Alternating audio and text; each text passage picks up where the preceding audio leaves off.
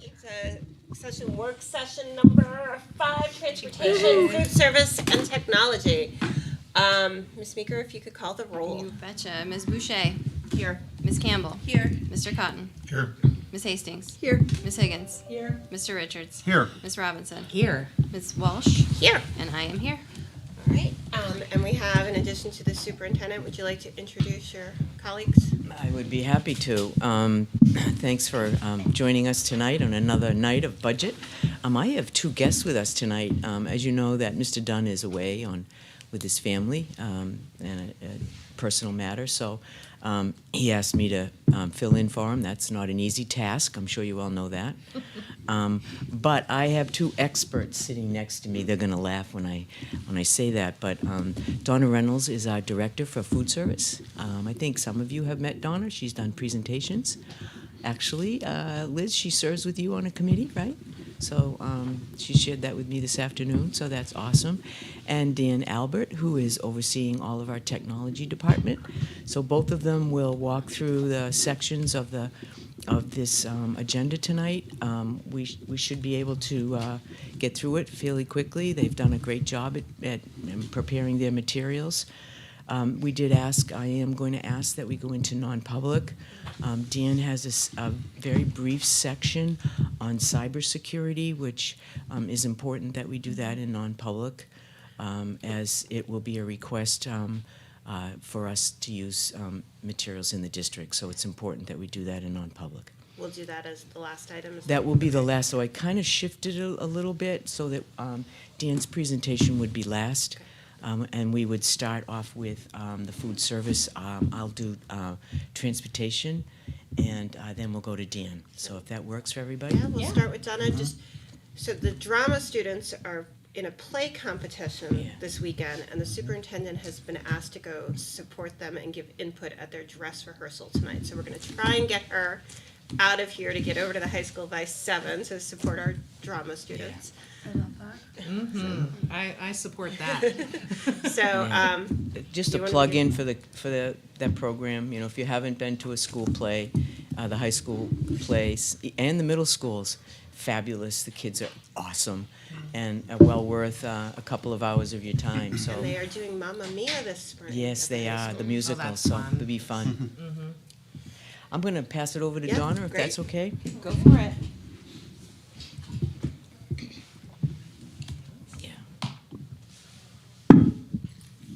Good evening, everyone. Kathleen has some handouts that she's going to be bringing around for some meal counts that we'll go over a little bit into the presentation. So we'll get right into the expenditures.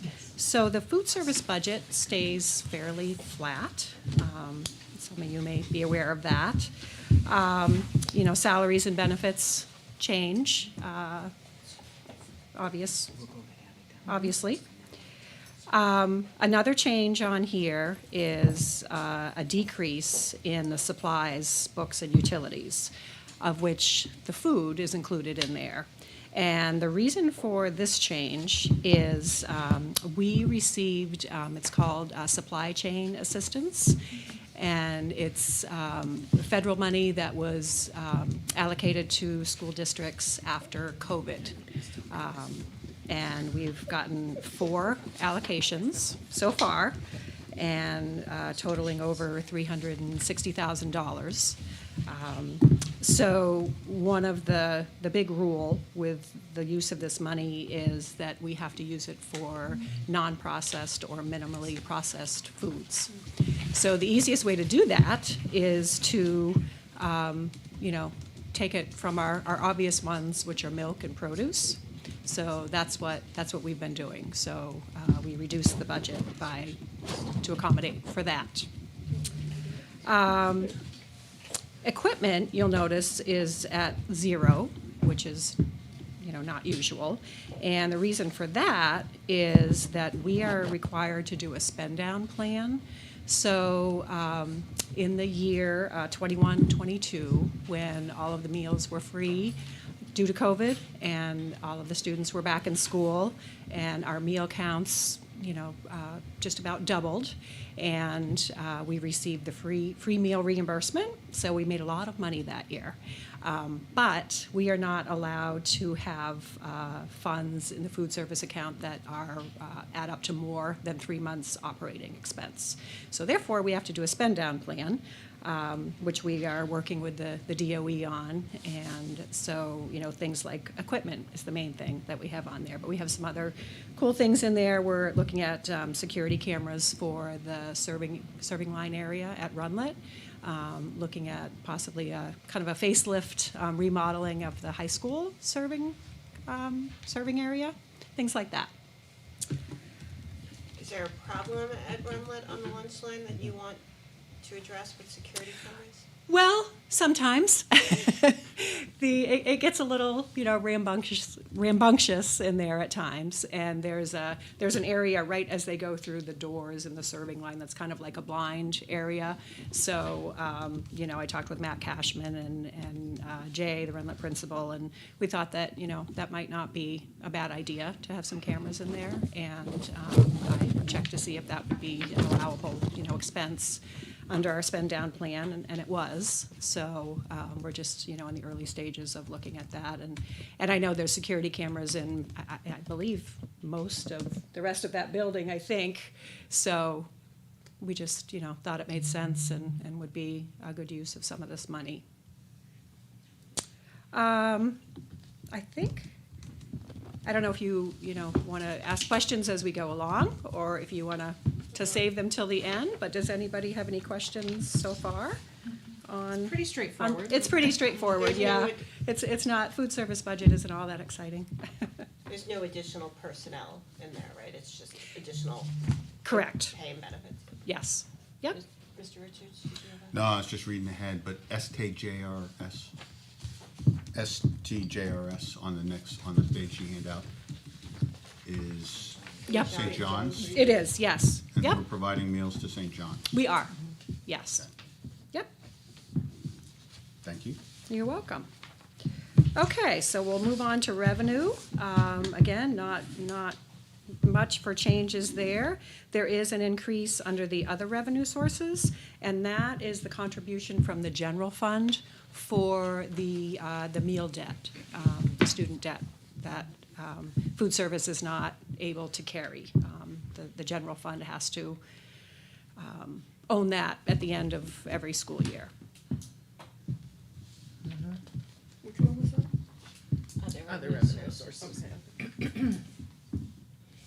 So that's the anticipated amount of the student debt for the following year. And we'll talk a little bit more about that when we get to another slide. Now we can go on to the handout, which is the meal counts. So 2018-19 was the last kind of normal year before COVID hit. And then, 19-20 was when it all started. 2021 was kind of the year of a lot of changes. The students were out of school, they were in school, there was a hybrid, there was just a lot of changes there, so the meal counts were very, volatile during that year. 21-22 is the year that all of the students were back in school and meals were still free for all students. So that's when our meal counts really soared. And then 22-23 is the year that the meals returned to paid for students that didn't qualify for free or reduced meals. And that was very challenging for families. And you can see just by looking at the numbers how. No, steep drops. Yes. So, through January of this year, I'm happy to report that we're coming back up. We're moving in the right direction. 63, meals per day average. We're up through January. So we're moving in the right direction. One other thing I wanted to mention here about that, and again, we have another slide on it further down, but is we did increase meal prices this year at the lunch prices at the elementary and the middle school. And typically, when you increase meal prices, you do have a drop in the participation. So I'm happy that we kind of stayed constant with that and even went up a little bit. And then breakfast. So breakfast has always been, much lower meal counts than lunch. We're one of the worst states in the country for that. I think we're at maybe 47 now. So there's a lot of initiatives going on to increase breakfast participation. We practice some of them in our district, like second chance breakfast, grab and go breakfast, things like that. But it is interesting this year that, and our breakfast did increase dramatically during that 21-22 school year when the meals were still free and everybody was back in school. And, we were hoping that that would really kind of take off with breakfast. But, they're obviously back down, but they are up from last year, 78 meals per day. So. And any student can get breakfast? I'm sorry, say Any again? student can purchase breakfast? Yes, and also if they have, qualify for free or reduced price meals, that qualification is for breakfast as well. I'm just sorry, I have a fifth grader and I never knew that. Oh, really? So we're just Wow, wondering, and I'm sorry pretty about involved, that. like my husband and I are pretty involved, so I'm just wondering if there's a community. Yeah. It's a good question. I mean, occasionally when we're running late for school, I'm like, okay, school breakfast. I had no idea until this moment, so okay. Yes. And she was Started- Krista McAuliffe. Yeah, Okay. my kiddos were purchasing breakfast without telling me Yes. that I was feeding them breakfast, which is fine. Like, Yeah. no shame in a second breakfast for sure. But I'm like, why is your lunch account Oh, yeah. so low? I had that happen Yeah. this month. I was like, why am I getting charged a second time in 1 month for? Exactly. This is why the culprit is breakfast. Yes, and we try to, let parents know what's Yeah. available for breakfast. And at a couple of the elementary schools, Abbott Downing is the biggest second chance breakfast, grab and go breakfast.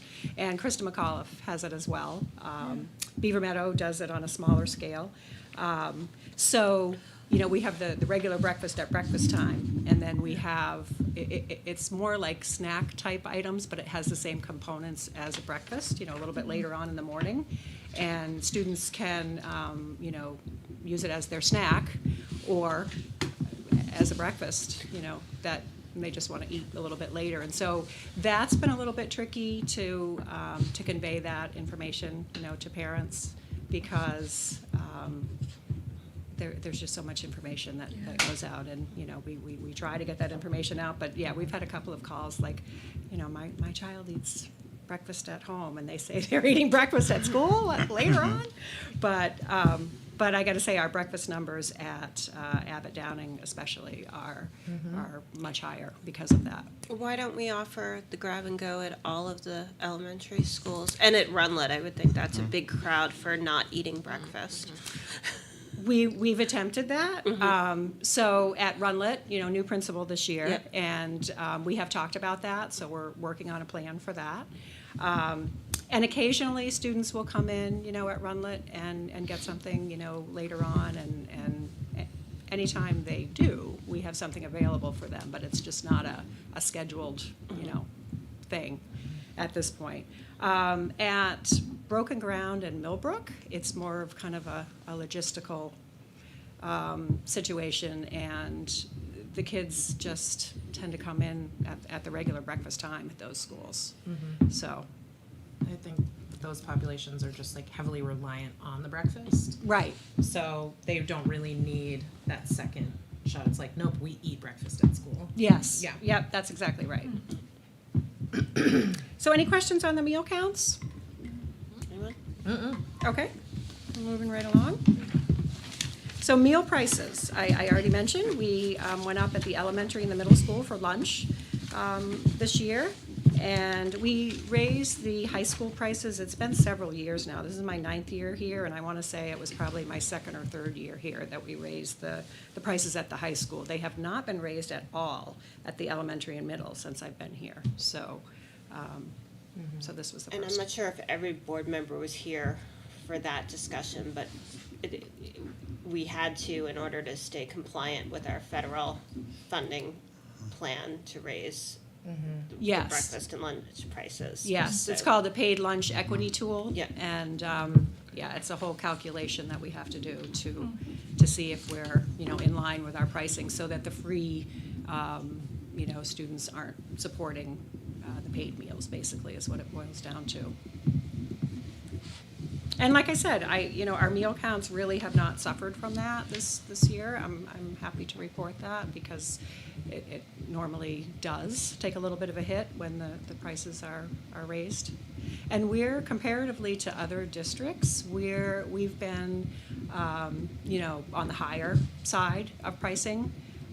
There's a couple districts that are a little higher than us, but, so we're definitely in the ballpark, for sure.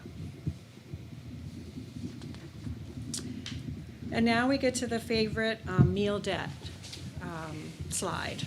So last year was our worst year yet for student debt, and I truly believe it was mainly due to coming off of that 2.5 years of free meals, and it was a struggle for families. The cost of everything rose, and those families that just miss the free and reduced meal qualification and have to pay the full pay price for meals. I think families were really struggling last year, and it's carried over to this year. We are increasing a little bit, which I'm happy about, but our debt is, last year we ended at 61,000, and that is close to triple what we were before COVID.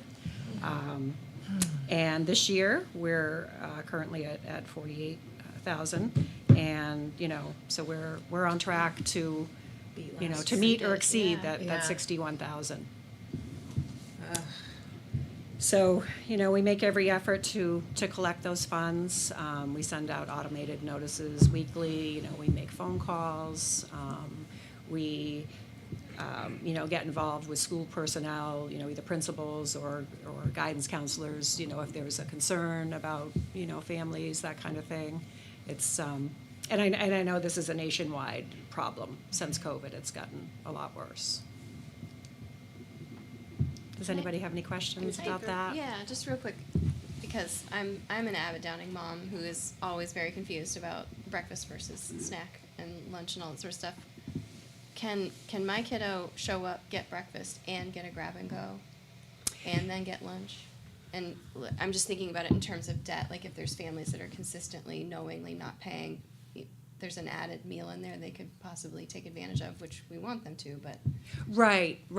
No, so we're only allowed to claim one meal per Okay. student per day. Mm-hmm. So our head cook at Abbott Downing is very, very good about, Mm-hmm. she has her own little method of, keeping track of that, Mm-hmm. of students that get, a regular breakfast, and then other students that get the grab and go. If a parent wanted to pay for both, they certainly could. We can't claim it for reimbursement, but it certainly would be an option, but that doesn't usually happen. Okay, thanks. Anything else on the debt?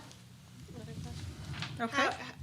How did we do this year comparatively in getting folks to fill out and sign up for free and reduced lunch? So our percentage is up a little bit this year. I did have that in here. So, let's see here. No, I'm sorry, we're down a little bit. So last year was 33%. This year it's 31%.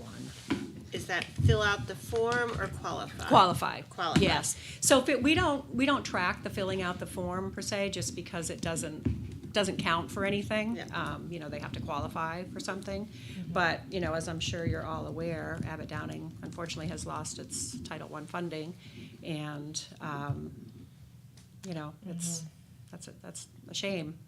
And all of that is based on the free and reduced percentage, which I've never really completely understood, but Yeah. I feel like this district, though, does a great job with the outreach of free and reduced applications. You know, we have liaisons in every school that helps, you know, especially our new American families. And, you know, we have different events, you know, that we go to and have the free and reduced applications. And I'm just not really sure what more, you know, I mean, there's always more you can do, but I don't really have the answer as to what it is that we can do to make that better. Ms. Robinson, and then Mr. Richards, did you have a question? Not right now, I'm good, thank you. There's a bill in process right now that would elevate free and reduced price lunch eligibility to 350% of the federal poverty guidelines. Yes. So I'm not sure if you're following it. Do you think that would have a positive effect on, you know, how many kiddos would take advantage of free and reduced price lunch in our district, and that could potentially help us with this debt issue that we have? I think it would have some kind of an effect. I'm not sure how much, but I think it would only help. Yeah. Yeah. Thanks. You're welcome. Ms. Bichet? So it's 33% of the students in the entire district qualify Yes, for, for free or reduced price meals. and we know that because of the applications that come back. Yes. What's the but you're not tracking the applications, like the percentage of of students versus the applications come back? What if applications don't come back? Like, what if people don't submit people? That's the problem. Yeah. That's the problem. But is like 75% of the student population submitting them? I don't have the. Don't know. I don't know the It would exact be number on that. interesting It's to tracked track- somewhere. Or to, if it's tracked already, if you could get us the answer. Right, because like- it's online. Or what We do schools? have an In and online out. form. Like what schools do we need to target in terms of getting those back? Because really, everyone should be completing them. It doesn't matter if you think you qualify or not for them. We want So- every student to complete them. Well, we just have to be careful about that because we actually did ask the DOE that this year, and they, we're not allowed to require that all families fill them out. We can strongly, you know, encourage, but we can't require that they do, unfortunately. Well, there's no way to enforce a requirement, but certainly if we know that, I don't know, Abbott Downing has the lowest percentage of return, we could certainly have more outreach opportunities. Yes, definitely. And I think we do that to some degree, right? I mean, Yeah, I remember Krista Ms. Higgins had a Oh, I'm so question, I'm sorry. sorry. Yeah, go It's for it. more of a commentary. When we first began to get large numbers of students from other countries, I was teaching at the high school, and we had an influx of kids that came out for sports, right?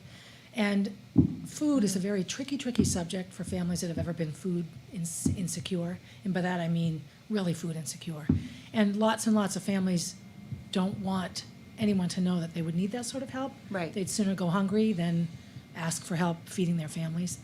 So it's just it's been an ongoing battle since I was in the district, and that was 15 years ago.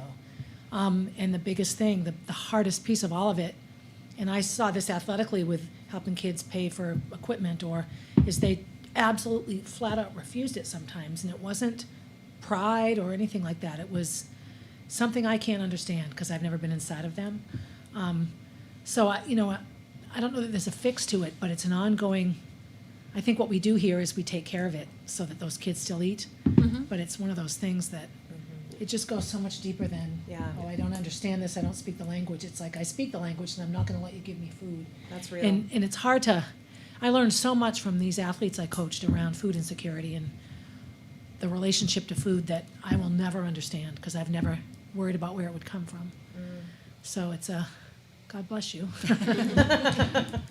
yeah, I wish there were an easy answer, you know, and that we could just get the message out there and everybody would be like, okay, we need to fill out those applications. But, you know, as you said, it's not that simple.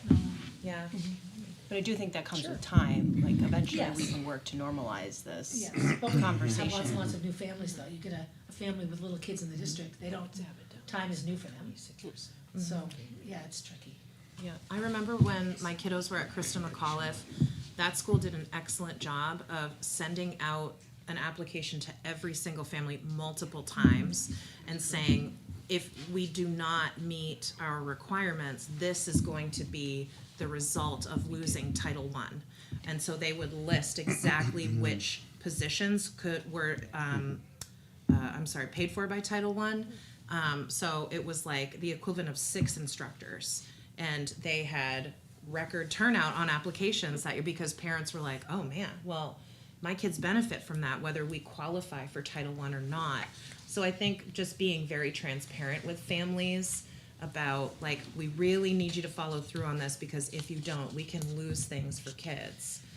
I'm sure you're already doing that, but I just remember that being very effective. We did send that out, with it, kind of laying out what would happen if we lose those federal funds. But I want you to know about, like, Abbott Downing, 27% is eligible for free and reduced, and the reason that they don't get the Title I grant is because the other schools at 45%, and the delta between the two, it doesn't allow them to fall within the average, which is set around 30, I think it's like 32 or 33%. So as much as we tried to push, especially Abbott Downing, push those applications, we could not achieve that 32 or 33% where that's the cutoff. Yeah. All right, everybody above that mark is a Title I school. Yeah. And like I said, they're at 27. Yeah. But we'll continue. We continue. The social workers are awesome. They get out there. The family liaisons that are at our schools. That's what we do. We do that at our Keach Park event. We were signing people up. So we'll keep at it because we recognize how important it is. Yeah. Then also one more thing though, Donna, who can register? You can't someone has to is this correct? With the state, they're required to register themselves. Like, I can't have a tablet and encourage people to fill out the applications, right. you mean? Isn't there some legality between So, assisting someone in filling out the application? no, someone can assist them. Someone can definitely assist them. And we have, like at the Keach Park event and, things like that, we have interpreters and, school liaisons and it's just a matter of who's responsible and who signs the application, basically. Is that answering your question? Yeah, but I thought there was something where we tried to have that at the back to school night at CMS. We tried to have someone with a tablet there, and then we were told we couldn't do that. Couldn't do that as far as like actually filling out the application? Yeah, it's making it was encouraging people to, like, we have a tablet there at those back to school nights. I know that was discussed, but I don't know. I'll have to go back to It look was at a the logical place to sign up, wouldn't it? Yeah, I mean, I try to go to all the back to school nights and have, I've the seen you. actual, oh, good. Yeah. And have, the physical applications there. Yeah. What I find is people don't usually want to do that there. I get a few people that will take the application. Also, by that point, it's depending on, some of the schools are at the end of September, a couple at the beginning of October. Most of the applications have already been filled out, not all. But I feel like wherever we can be, and just have the applications there. So, yeah, I'd be interested to know what exactly, It might have been you were told. volunteers as opposed to school staff, and then maybe it's FERPA or something. Oh, yeah, private information. Yeah, I'm sure you can follow up and find out what the issue was. Ms. Hastings? Thank you for all of the extra work you do. I know our high school kids are now getting some fruit and vegetables, which we very much appreciate. Thank you You're for welcome. that. Looking at the numbers that you've provided us, it looks like Runlet is an area that has a higher than normal average. We do, in the summer, the back-to-school nights that we did at Keach Park. I'm wondering, and I hate to, because I know how much work that is, would it be worthwhile to start considering having nights like that in other parts of the city? I wonder if that's one of the reasons we get such a high turnout of applications for Millbrook and Broken Ground, because it's a lot of those families. And Right. while all families are included and encouraged to attend that night, I wonder if moving it around a bit Or whether you need something that's more specific to the middle to school the middle school crowd. that would draw them in. Keach Park might not Right. Right. be their there. cup of tea. Right. So what But is if we- I went to an event this summer at Runlet. It was right before school started, and the name of what it was escapes me. Do you know what I'm Was talking it a about? 21C event? Was No. it backpack night? Yeah, no, during the day. No, it was they do during the day. haircuts and- Yes. And backpacks Yeah. and Oh, all neat. kinds of events for the kids. Yes. And they actually have a bus that goes out and helps because, transportation is always an issue, as you know. And just kind of makes a bus run out around the city, so if they can't make it. And they have food and, it just all kinds of things going, face painting and some of the fun things that Yeah. middle school is, kind of what you said, Pam, what middle school is like and enjoy. Yeah, and it looked to me like they had a Yeah. pretty good turnout there. So we've done it for a couple of years now. And, again, we got, so that's before school starts, so we're apt to get more, people interested in the applications. Not a ton, but again, every little bit helps. What about like at the end of the first, when your first report cards come out, we have parent-teacher conferences. By then, we have a handle on kids that aren't paying their lunch bills, families that can't. Is that a time that you could check? If we saw families that there was no paperwork and they had a big debt, maybe they qualify, I don't know. It just seems like that might be, does it have to be before the school year starts, or can it be any time? It can be any time. Yep, 'Cause anytime during the That's a time year. where teachers see almost all their kids, or at least communicate with the parents. Mm-hmm. And they're gonna know, because they're with those kids every day. Right. They're gonna And know it's a one-on-one, automatically. it's not like they're standing in line in front of people to sign Yeah. up for something. That Yeah, might be a way to catch, to up the numbers a bit. Yeah, that's a good idea. that is a good idea, Barb. Do you have anything else in your presentation? One last slide here, just for some program highlights, and that'll be really quick.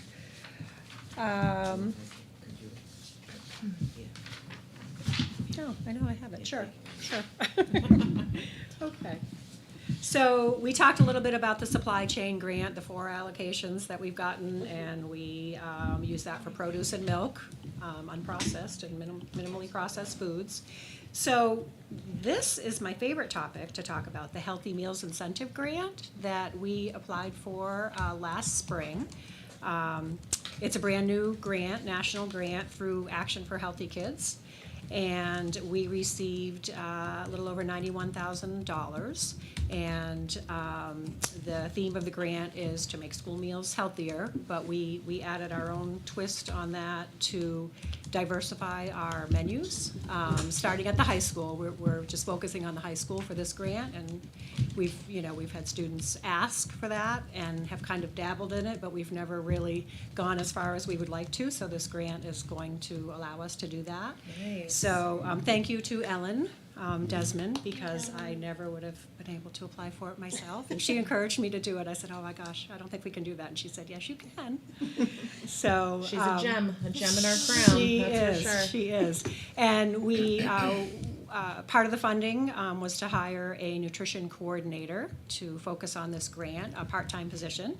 And so we hired one of our previous Keene State College dietetic interns. We host interns every year, and she interned with us this fall, and she actually hasn't even finished her rotation, her year of internships. She will in May, but she was able to take the position and fit it into her schedule, and she is fabulous, and it's right up her alley. I mean, you know what dietitians do, right? I was wondering if she was one of my interns. Oh, I know okay. she wrote. So that's very exciting. We're partnering with the culinary program, Chef McCarter and his students, to prepare. We're going to be doing taste testing. We've already done a couple at the high school. We're going to do a mini cultural fair where, recipe development is the main focus, but other things to kind of build up to that. We're doing some training. We have a person who's a school food service consultant. Chef Sam is her name. Healthy School Meals is her website. And she's awesome. She's presented the last 2 years at our School Nutrition Association annual conference. And so we are going to have her come and work with our staff at the high school to, she's been working on cultural meals herself. So she's going to come and kind of get us started and guide us through. So, and then the local foods grant, not a lot of money, $20,000. That was brand new this year as well, and we received that. And basically, you just have to purchase local foods. So we just received that recently. That's great. Mr. Richards? I think I'm good, yeah. Donna, can I ask you a quick question? Sure. Food supply chain assistance, how much was that again? So, back here, the total of that. It's gonna be on the last page that I look at here. $362,418.22. 362,000, is that just for this year, is that the whole program? So that started, our first payment was in the spring of 2022. Okay. And then the last one we received, I believe, was in January. It was either December or January of this year. Does And that go away? We don't know. We don't have a lot of information on that. So it just kind of keeps coming, like, pennies from heaven. So we don't know if that was our last one or not. Don't ask them. It's so volatile. Right. Yeah, just Say. cross your fingers they Don't keep ask showing them. up. All right, I Exactly. just wanted to know, looking ahead, not for this budget, but the next year's budget, is that something we need to be concerned about? And, Right, yes, and I don't have an answer on that yet. okay, thank you. You're welcome. Anyone else have any questions? Ms. Meeker? I do just have some thoughts about the debt, because I feel like we're definitely on track to meet our debt from last year and really, and then some. And so I don't know if there's a threshold at which we should have a more serious conversation about that, about how much we're willing to put into paying off debt year over year.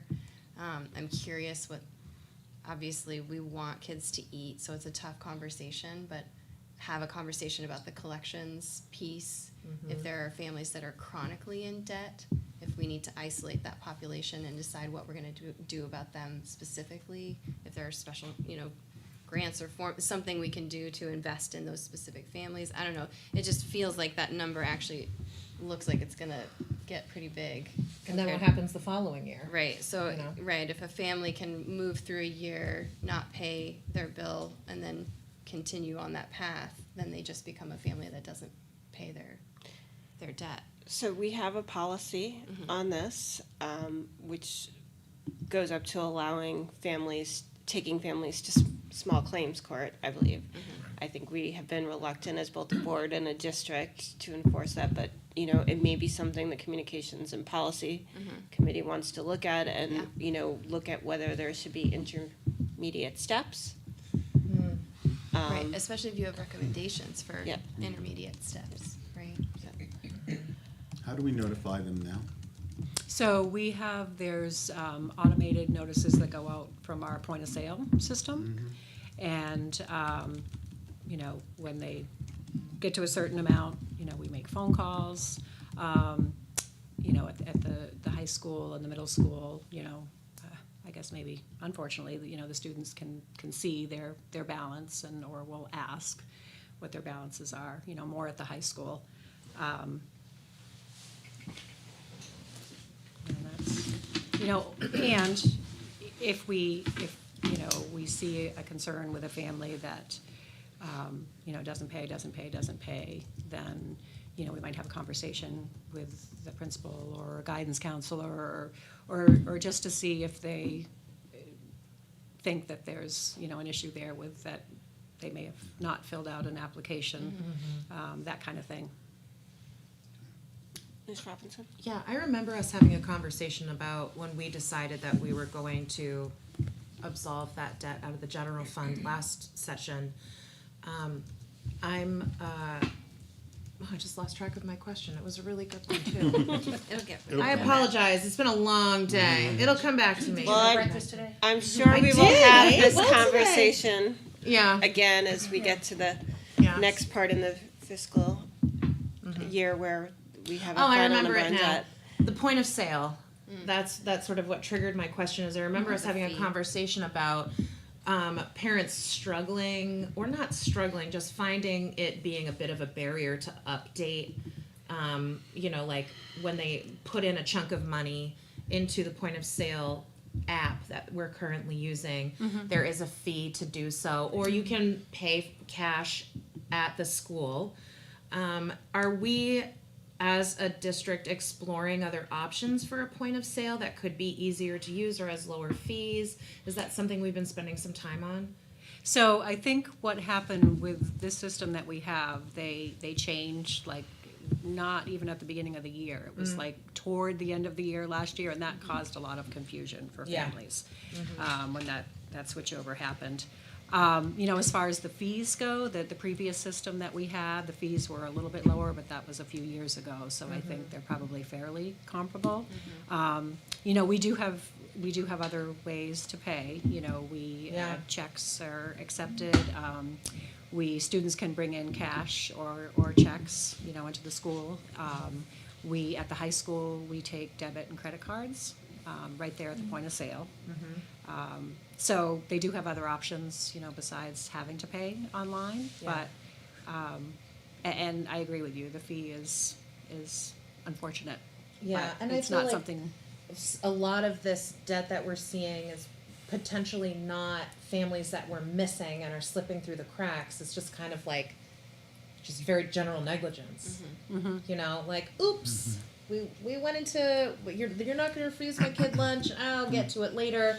And then by the time it rolls around that parents really want to catch up to it, we by law have had to absolve all of that Right. and absorb it. So all of a sudden it's like, well, man, I guess I'm not going to write them a check. They've already taken care of it. So I wonder, I don't know, what kind of communicating we can do moving towards the end of the year, maybe, like reminding parents, like, hey, have you checked your lunch debt?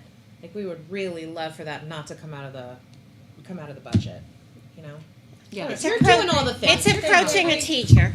Huh? It's approaching the cost of a teacher. It is, yeah. It's that's quality staff that. Well- Even if it's been paid off and they pay, can it go back into the general fund? They pay their debt, so. Right, Why but would it us zero, having it paid- It zeroes, zeroes you on that. out, so Zeroes you I'm out. a perfect Refer. example Oh. of this. I owed $7 at the end of the year because Evelyn bought 2 more meals than she was supposed to. And then the school year ended. And then we paid that debt, and then Jack was like, if you want to write me a check for $7, by all means. But I didn't. I still owe you guys $7 because for me, I'm like, well, shoot, and it's just like that where I'm like, I forget. and I forget and I So like forget. it'll show you have a zero balance. Yeah, I cannot So that's pay it. that That might be a is- system issue to look at, Yeah, because I would think Yeah. if people came to pay, Yeah. oh, I have to pay $10,000, great. Yeah. Yeah. I mean, it zeroes out. Yeah. I mean, we certainly can accept, the money if people come after. Should we after do it's a been collection zeroed for out. parent? Help me. I've got $5 you can have. First payee right here. Just to keep things moving, and anyone have anything? Well, thank you. Your Thank you very staff, much. every staff member I've met in your group has been wonderful, so thank thank them all for us. You've got some great people. Yes. Thank you. That was Donna's first run presenting her budget to the school board, so. Did it. She did a fabulous job, so, You're a and professional. answered all those questions, and, so thank you for doing that. You're good at your work. She does a great job, and she does a lot about communicating and meets frequently with Jack and I, so, and works closely with Ellen, so we really appreciate her and the work she does to feed our kids, so. You get to follow that. Transportation. I'm just teasing you. You're gonna do great. It's not me up next anymore. Oh, all right. There No, we it's go. me. You get to, I'm you get to I'm clean doing it up tra- and be I'm the doing closer. transportation. So, in front of you are the expenses for transportation for next year.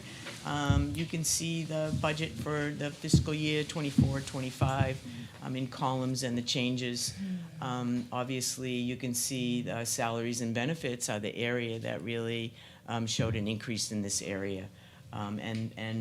As you know, those are all based on union contracts and negotiations that occur with the district and those employees. Trust me when I tell you that the salary issues around bus drivers and people who work in the transportation has been very competitive. And without a day doesn't pass without me hearing from some other, a bus driver reminding us that some other district just settled their contract for some, And we're competing with private, we're competing with folks like First Student and STA that are all the private, Dale down in Deerfield. We're competing with them too, so. Just one question on the salary line, is that all increases or are there new people also? No, you'll see that we have no additional employees added to that. Great question, Bob, thank you. professional services, that's, you know, if Terry works with somebody to get some support around some issues, workshops that Terry would go to, like this year, Terry went to a Primex workshops. It was a minimal fees, but they do things like that. They just recently had, as you know, a dinner for employees. There was some slight charges for those, so it's that kind of thing. Purchase property, that's obviously the fees that we pay to the city in order to have our buses at Public Works. And That seems like a higher cost than we just yeah, it's approved. higher because don't forget now we're paying a price for the gas fields, the gas pumps, all that new. Oh, that's another. Yeah, that was all put into Okay. there, so you saw that increase Yeah. as we took care of that. Purchase services, those are all of the services for the additional transportation that we need, and you've heard this, I think you heard this from John last week, around homeless transportation and special ed transportation. We're not able to do all of it, and so we purchase those services. Jack, I think, alluded to you last week. He sort of put a little message out there that we are looking at how might we do that. Would that be more cost effective for us if we purchase our vans, we run our own vans? Now we've done that. You know, we've got a couple of vans that we've used it for athletics when we have small teams. We've used it at the Career and Technical Center when they're going out to their ELOs, and now we have one for homeless that we have people who have certified drivers here at the office. And so we've been able to pick up some of that to help defray some of that incredible cost that you know, all these private groups are charging for transportation. It's, you know, I drive 93 every morning, and it's amazing to see all the new signs on cars about transporting people. It's become quite a business. So There's money to be made. we have faced money to be made there, and that's why you see that. The supplies, books, and utilities, last year we put in a new program called Transgender, updating all of our routes and being able to really pinpoint information. And so the first year was the implementation. Now we have it as route scheduling and all that. So there was a decrease of $10,000 because it was 20 grand the first year. It's reduced by 10,000 because we just paid an upfront for that implementation piece. The rest of it stayed pretty flat, as you can see, in total expenses. Revenues, wish they were more, but you know, we get a small amount for students who pay a price to use the buses at the high school, and Is that field trips and whatnot on the other? yeah, on other charters. So that's really the places that we're looking at. We keep looking at grants. You know that Ellen has another grant out at third attempt, our third try. Let's hope 3 strikes and you're not out. But we're looking at another grant for electric buses, which will help us, but, you know, that's still out there. Most of those grants are tending to lean towards rural districts. As you know, the ones in New Hampshire that got them were rural districts. But we're still active in it. We're still looking to help defray the cost, but there isn't a lot of money out there for this right now. Ms. Hastings? Back on the purchased services costs that are up, is that a projected for the end of the year, 5,000 or so more, or is that current? Do you know? Well, that's, let me go back to that and look at it. Purchase services, yeah, he's anticipating changes from one year to the next. So we're not already 6,000 over, and then it could continue No, to go? Okay. no. That's what I Not just yet, wanted to make sure. Not yet. Okay. Thank you. Just is there a question? No. Oh, okay. I The was next just- slide. If I could, Oh, just one other comment on the purchase services. I mean, I think it's interesting and a good idea to try to think about buying our own vans and buses, but then you're gonna have to try to find Maintain. drivers for them, and that's gonna be a continuing problem, I would. Right, but one of the parts about the vans is that they don't need the level I know of they don't need the licensure same that, so. License. Yeah, but- we might Still staff. be able to, be more attractive to folks. Is there any opportunity to do sort of a cooperative agreement with other school districts? Because a lot of this is transporting kids from one district to another, you know. So we have somebody from Concord driving down to get a homeless student in Manchester, and, you know, vice Well, we versa. I'm do, wondering if the school districts could band together and find a cheaper way to do this and contract it out together. we haven't done that, but we do share the costs. So let's say we are picking up somebody in Franklin because they're coming to school here. We share the costs, because otherwise they would have had another student in their district. So for them, it's an advantage that the student has decided to choose to be in their original school. And so we have, in many communities, a relationship where we split the costs of the transportation. But we haven't explored that would make it even regional kind of approach to the transportation. Even just if Franklin brings them here and we bring them home, like, saves round trips. Or if we, as districts, agreed in like a cooperative fashion to purchase vans and employ drivers Yes. together, Yeah. as opposed to having it be district by district, that could save everybody transportation costs. The other part of the van issue that Jack has been looking at, he's been exploring that with John, is a place to put these vans, because they can't handle it at the Public Works, but they are looking around to see if there's a site that we might be able to have them. Can't we park them back here? What? Well, we do have employees that work here, and they, Pretty full during the day. I'd rather have them here. You guys are good. All right. So just, this is kind of just an the next slide is I think we did those. The next slide is an overview. Am I on the wrong slide? Yeah, no, this is an overview of what we have for staff, and again, no changes. We have drivers and sub-drivers. You can see it, monitors, crossing guards, mechanics, and office staff, for a total of 67 employees. We have 27 routes, and we have 13 routes with for the smaller buses. And then we listed out the kind of equipment that we have, that we use: plow trucks, the mechanics obviously have those. Courier, we have a courier van, as you know, that goes around and takes care of all the mail. Safety officer, and the minivans up at the high school as well. I mentioned it before, the homeless and special needs, where we have a van that we can use. So try to give you an overview. I thought this was an interesting miles driven.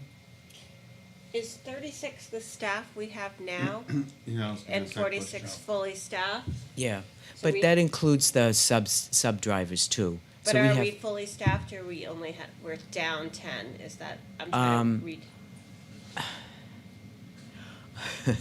We're making it work. How's that?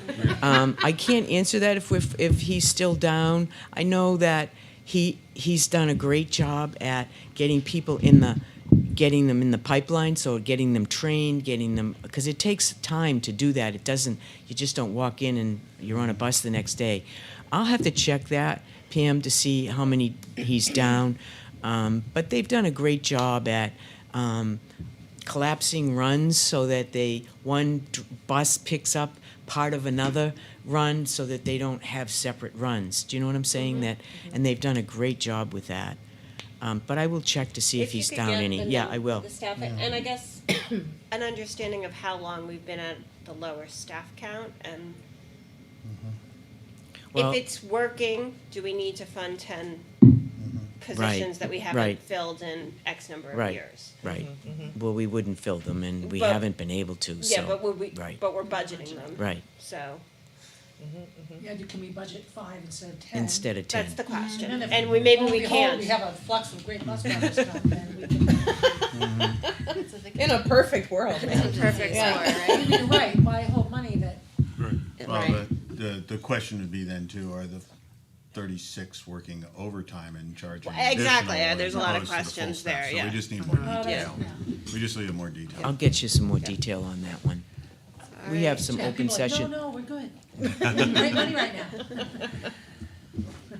We have some open sessions, so I'll bring that Yeah, information great. to you. Okay.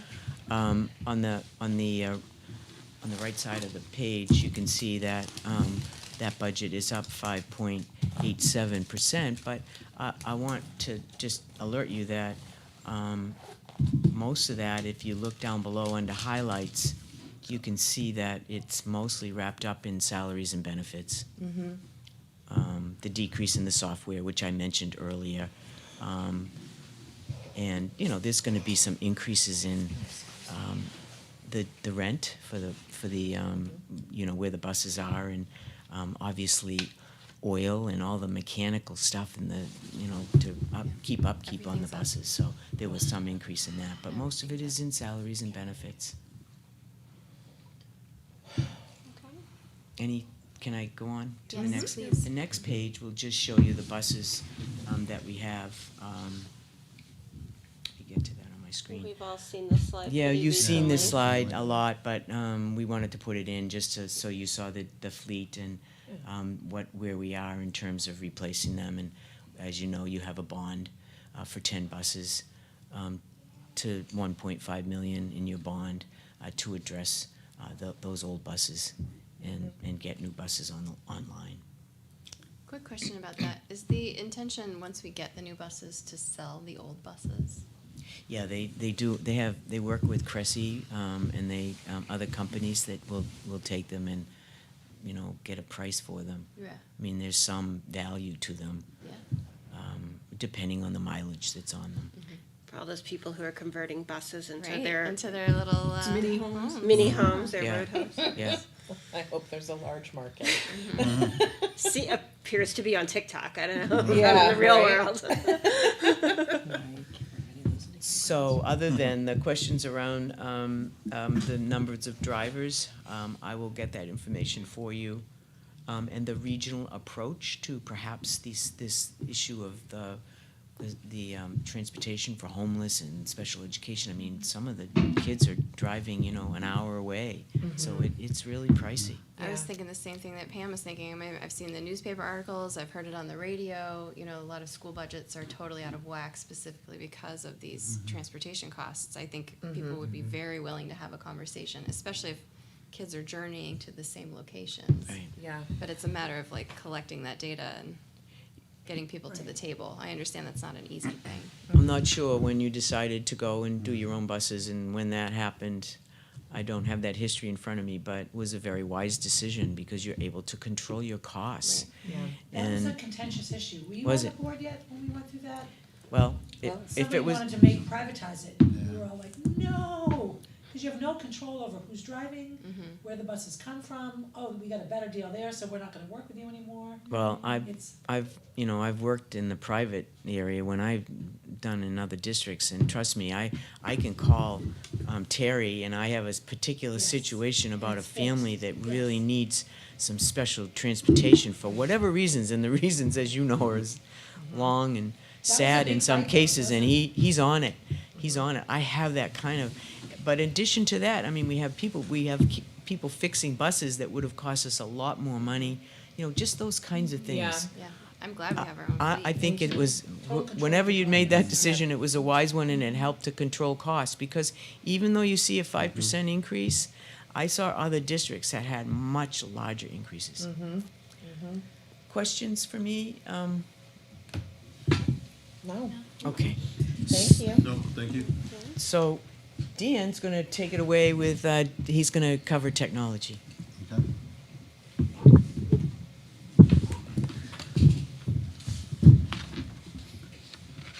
Technology expenses, salaries and benefits up a little bit. We are finally fully staffed up.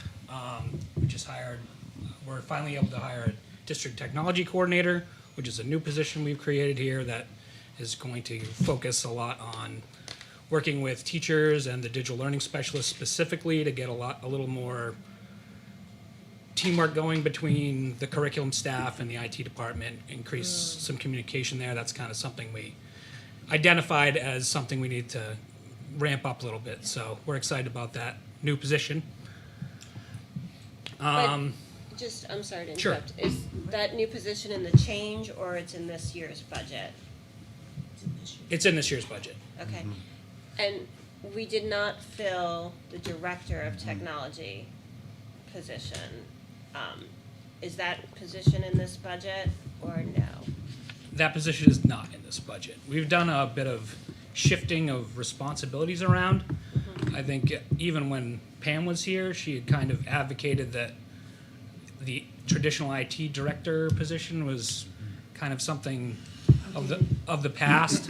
It's such a IT is such a big, expansive set of different services, and we've all kind of gone down our special lanes and taken whatever roles and responsibilities needed to be looked Nice. after.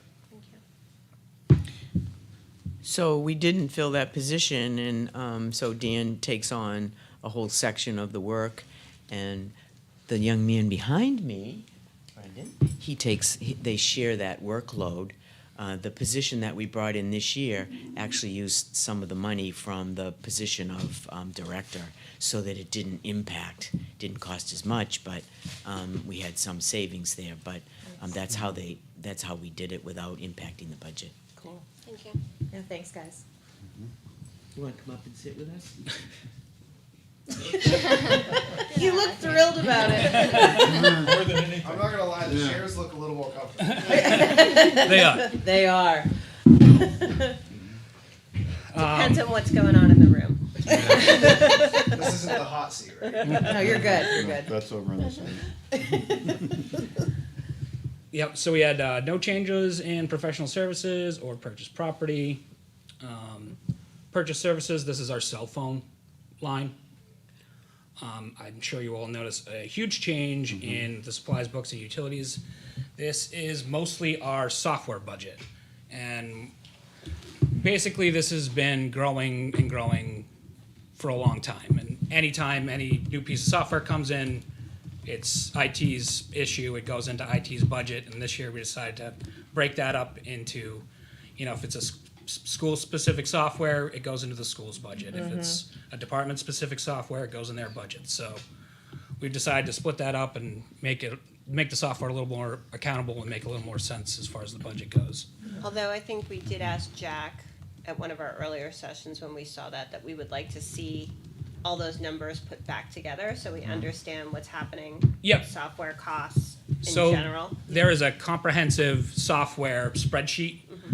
Jack has said that he will supply that to you all before the Yeah. March work session. Great. And that lists everything, as it was, all in one. But yeah, that way you can still get a sense for it, but the budget reflects it a little better. Next line is equipment. Equipment for this year is a new firewall. That's end of life. We've got new video servers for our cameras. High school teacher laptops. We're doing something new with the Chromebooks where we are, rather than replacing a whole school at a time, we're giving Chromebooks to 6th graders at RMS and 9th graders at CHS when they get in, and then they'll keep those throughout, and we'll just cycle in the new ones every year. So it's the same money, but it's just a kind of a better way of doing it, in our opinion. That does make sense. One of the big costs this year is going to be the high school projector replacements. They're getting end of life, or they are end of life. So we'll be replacing them with either interactive displays like this or projector interactive displays, which is what I think they're leaning towards. We're going to come up with the final decision on that very soon. Which one is cheaper? They're about the same price, but I'm saying it might not be their decision. Yeah, it's about the same price, but the installation of these TVs is expensive. When we did them for the elementaries, it was a huge portion of the money. So we in discussing it with the teachers up there, I think they're actually more comfortable with the projectors anyways, and we'll probably be able to see some cost savings on the installation, and it seems like a win-win. Because the projector, you just pull the screen down or have it on a whiteboard, right? Yeah, well, they don't want to lose their whiteboards, so we'd have to, Oh, yeah. yeah, they don't want to lose their whiteboards. The projector, you can just turn off, you have your whiteboard back. Yeah. You still get all the great interactive features with the new projectors.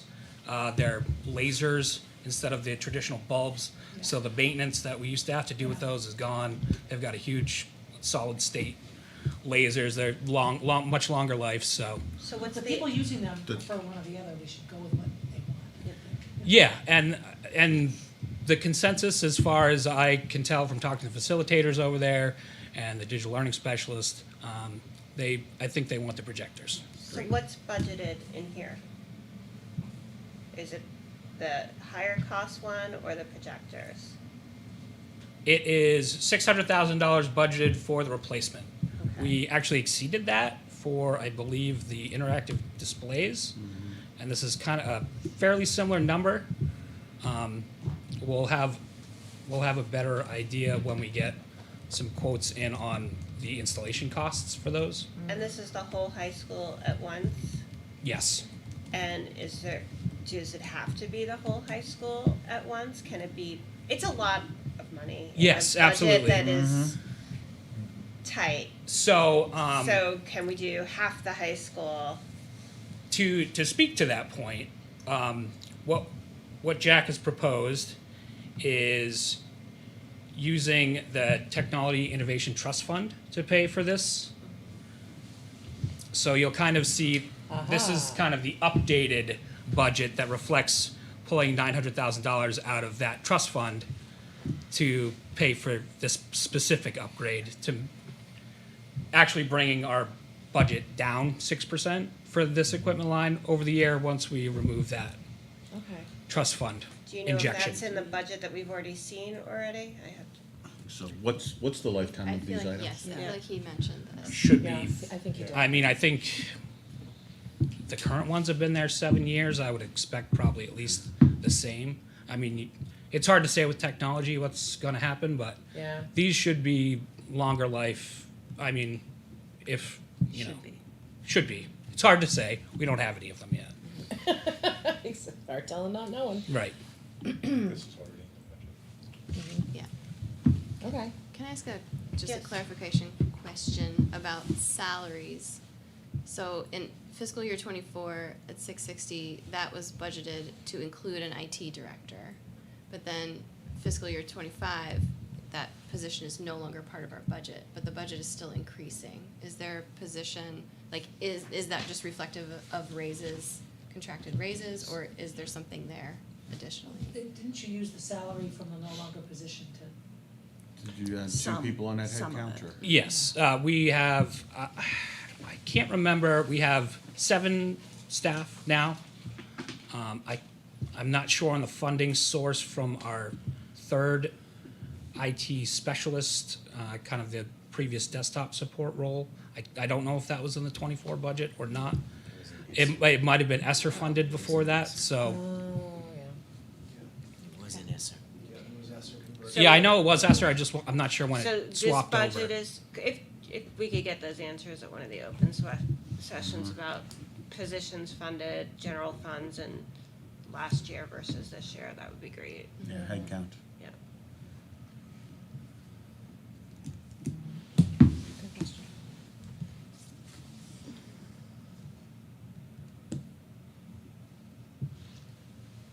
Other questions? Nope. Do you know offhand how much will be left in the trust fund after the transfer? Right. Let's see if that's in a slide here.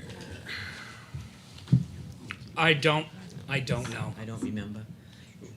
We just get that One of our information earlier then. presentations, he did give you all the, remember that in the, Yeah. and I don't feel like it was the remember very what it first was. one. I Yeah. believe it leaves Oh, it'll leave 200,000. 200,000. Yeah, Oh, yeah. 200,000, okay. So 1.1. Oh, yep, it is in there. Yeah. That's That's a drain. That feels tight. Well, it depends on his timing for next year expenditures, because we build that up, take it down, build it up, take it Exactly, down. yeah, So we'd wanna see his plans for the next 3 years. yeah. Presuming that something catastrophic doesn't happen. A sinkhole. Yeah. So, E-rate E-rate revenue. Technology. Yeah. As well as the Yeah. servers. Yeah. I just wanted to make sure we hit everything. Swallows and projectors. Bo Brook, just. Yeah, I think we got all that there. They put it at Our revenue, our generous E-rate funding to pay for our internet from the federal government. That's nice. So good of them. Oh, we just covered this. And that's really all I've got, except for your questions. And the non-public session. And then non-public, if you guys want to do that. I can come back for the software discussion too, if you'd prefer that. We can do it. We can do that. Okay, any other questions? All right, I'll take a motion to go into non-public session. So moved. Moved by Ms. Robinson. Second. Second by Ms. Boucher. Ms. Meeker, could you do a roll call? Yep. Ms. Boucher? Here? Yes? Yes. I know you're here first. It's alphabetical. Do reverse alphabetical. so- All right. Figured that. All right. Surprise us. All right, so I'm like, who's gonna, Ms. Robinson, Oh, yes. Ms. Higgins, Yep. Ms. Campbell, Yes. Ms. Walsh, Yes. Ms. Hastings. Yes. Mr. Cotton. Yes. And Mr. Richards. Yes. And I am a yes. Well done. We're gonna go into non-public session. We will end the TV broadcast here. I expect that we will just adjourn after we come out of non-public session.